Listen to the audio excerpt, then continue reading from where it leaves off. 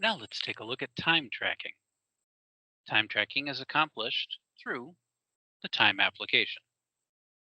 Click on it, and you can again see the option for the items that you can view within the time menu or different ways to enter time. The best way to do it, as shared before, is to do it daily. To start that process, click on Select Week. From the calendar, click the week that you want to enter time for. Let's enter time for this week. When you've selected that, click OK. Now you can see the week that you want to enter time for. Also notice that pay dates will be reflected on your time calendar. Let's enter time for this Monday. When I click on the box below the date, the Enter Time menu option opens. The first thing to do is to select the time type that you will be recording. It has defaulted here to work time, but let's explore the options by clicking on the hamburger menu to the right. Here you'll see that there are time entry codes and absence codes. Absence codes are options for taking time off, including paid and unpaid. Simply click the radio button next to each one to select that absence type. For this demonstration, let's enter time worked though. So we're going to click on time entry codes. And again, review which type of time you will be entering. In this case, we'll stick with worked time. Your position will automatically fill, though if you have more than one, you have the option to use the drop-down menu to enter time for another position. Always make sure to enter the hours worked. And then if you have any comments to add that are applicable to the approval, make sure to enter them here. Once you've entered your time type and hours worked, click OK.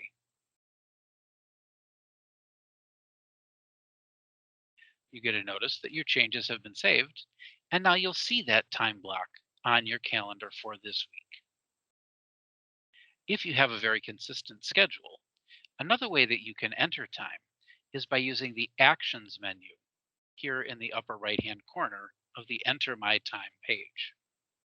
Here you will see that you do have the ability to autofill your time from a prior week if you have the same schedule this week as well as some other time options for entering an overtime request, requesting an absence, reviewing your time, or running calculations. But a very helpful option from this Actions menu is to do a quick add for time. Let's click there.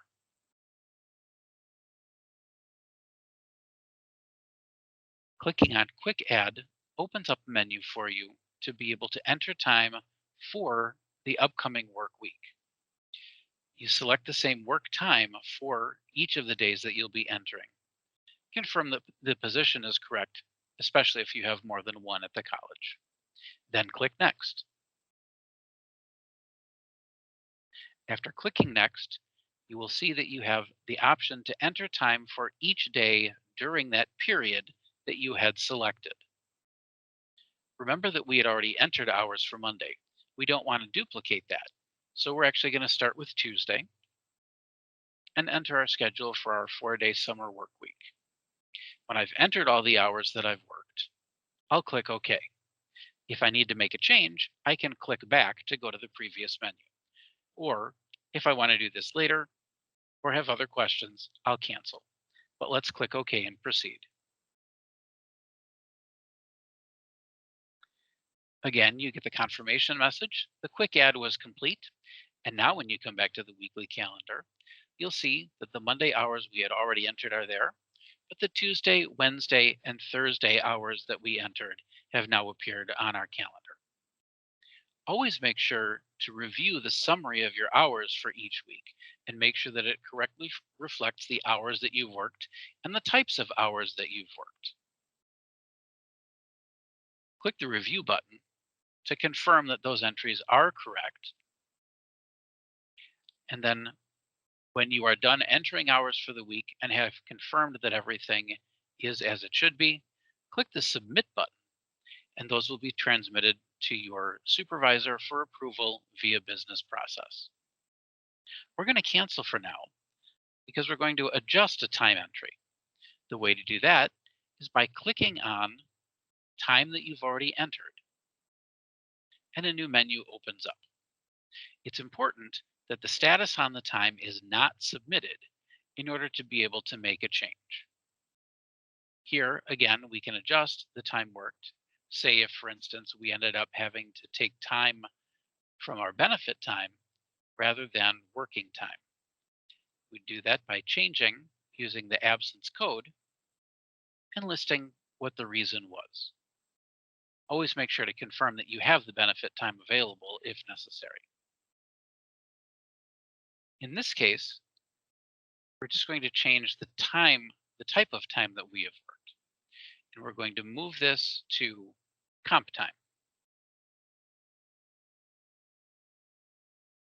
Now I have the option to change that, but it's also dropped the hours that I had entered and requires that I enter them in again. So make sure that you confirm that, and again, confirm that the correct position is selected if you have more than one. At this point, click OK.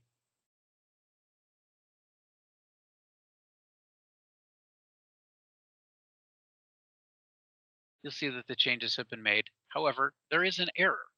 Error messages pop up in Workday to let you know that there's something that requires your review. Click the View All button, and it says here that I don't have any comp time available because of the amount of hours worked. So let's change that. In fact, let's try the other option for what we can do to a time entry that has not yet been submitted, which is to simply delete that. If you find that you have entered time incorrectly, particularly when you get an error message, simply click on that item as I did, open up the submenu, and click the delete button. When you click that, it will remind you that if you delete the time block, you may need to resubmit your time for approval. Click OK.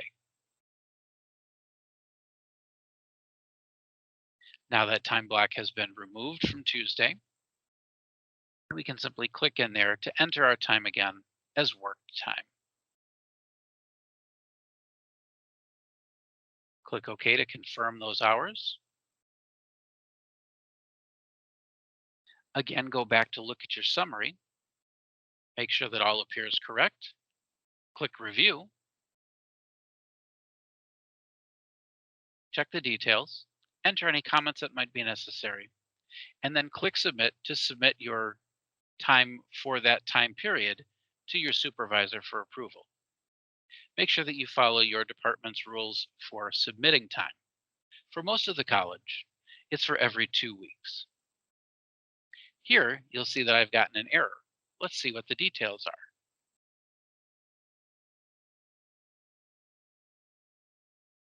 In this case, the error says that I don't have enough hours for a 2-week period as I should, like was just discussed.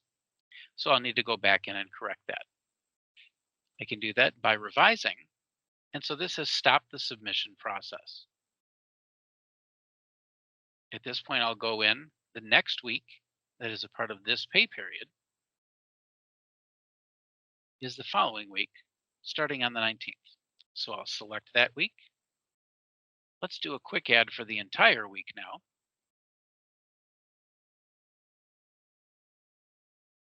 The dates are selected. We'll be entering work time. The position is correct. So I click Next.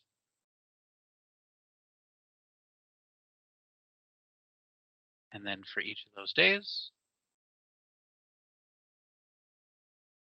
we enter 10 hours and click OK.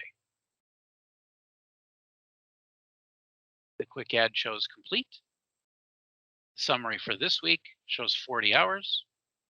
When I go into review, I now have time for the entire pay period, the 80 hours that are required, and now I can submit.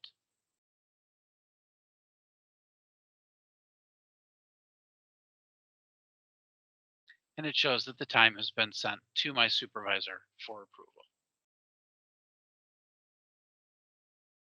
Thank you.